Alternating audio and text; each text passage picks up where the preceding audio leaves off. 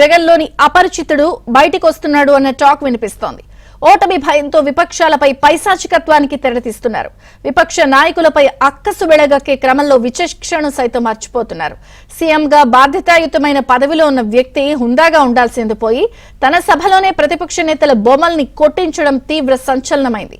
తాను అమాయకుడిని అంటూ పదే పదే ప్రజల ముందు కల్లబొల్లి కబుర్లు చెప్పే జగన్లో ఇంతటి వికృత మనస్తత్వం ఉందా అంటూ ప్రజలు ఆశ్చర్యపోతున్నారు.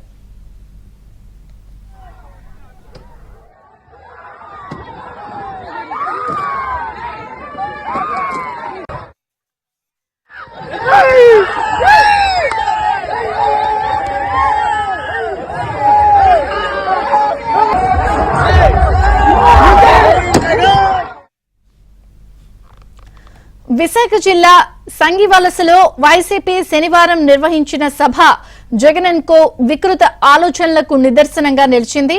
తన సభలో ప్రతిపక్షాలను నోటికొచ్చినట్లు తిడుతూ ప్రతిపక్ష నేతల మీద పదే పదే అక్కసు వెళ్లగక్కే జగన్ అరాచకం ఈ సభతో పరాకాష్ఠకు చేరుకుంది. ఏ పార్టీ సభ జరిగినా వాళ్ల నాయకుల కటౌట్లు పెట్టుకోవడం ఆనవాయితీ. కానీ జగన్ సిద్ధం సభలో మాత్రం ప్రతిపక్ష నాయకుల ఫోటోలతో కటౌట్లు పెట్టి వాటికి బాక్సింగ్ బ్యాగులు కట్టి సభకు వచ్చిన వారిని పిడిగుద్దులు కురిపించారు. చంద్రబాబు, పవన్ కళ్యాణ్, మాజీ ముఖ్యమంత్రి, బీజేపీ నేత కిరణ్ కుమార్ రెడ్డి పోలికలతోనూ కాంగ్రెస్ పార్టీకి గుర్తుగా సూటు బూటు వేసుకున్న ఒక వ్యక్తి బొమ్మల్ని వికృతంగా చిత్రీకరించి చిన్న సైజు కటౌట్ల రూపంలో ఏర్పాటు చేశారు. వాటి ముందు బాక్సింగ్ బ్యాగులు ఏర్పాటు చేశారు. సభకు వచ్చిన వైసీపీ కార్యకర్తలు వాటిపై పిడిగుద్దులు కురిపించారు. అది చూసిన వైసీపీ అగ్రనాయకులు పైశాచిక ఆనందం పొందారు.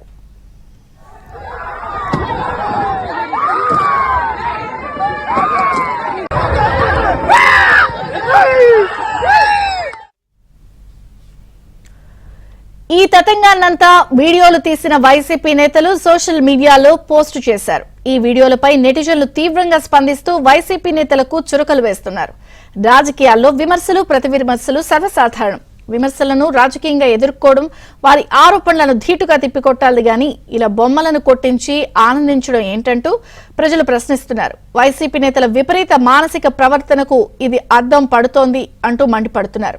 ఎన్నికల దగ్గర పడే కొద్దీ జగన్లోని వికృత ఆలోచనలు మరింతగా బయటపడుతున్నాయంటూ కామెంట్లు చేస్తున్నారు. ముఖ్యమంత్రి హోదాలో ఉన్న వ్యక్తి ఇలాంటి చర్యలను ప్రేరేపిస్తారా అంటూ విమర్శిస్తున్నారు. ఇక విపక్ష నేతల బొమ్మల్ని కార్యకర్తలతో కొట్టించిన వైనం విశాఖ జిల్లాలో ఇప్పుడు చర్చనీయాంశంగా మారింది. అంతా కూడా ఈ విధంగా చేయడం వికృతానందం కిందే అంటూ విమర్శిస్తున్నారు. మరిన్ని వివరాలు మా ప్రతినిధి నాయుడిని అడిగి తెలుసుకుందాం. నాయుడు, విజయ చంద్రిక ఈ మధ్య అంటే ఆంధ్రప్రదేశ్ లో మొదటిసారిగా రాజకీయ వేదికను ఒకటి ఏర్పాటు చేస్తారు. అది ఉత్తరాంధ్రలో ఏర్పాటు చేస్తారు. విశాఖలో జరిగినటువంటి ఈ సభా వేదిక ద్వారా జగన్మోహన్ రెడ్డి తనలో ఉన్నటువంటి అక్కస్సు మొత్తం కూడా వెలగట్టుకున్నటువంటి పరిస్థితి అయితే మనకు కనిపిస్తుంది.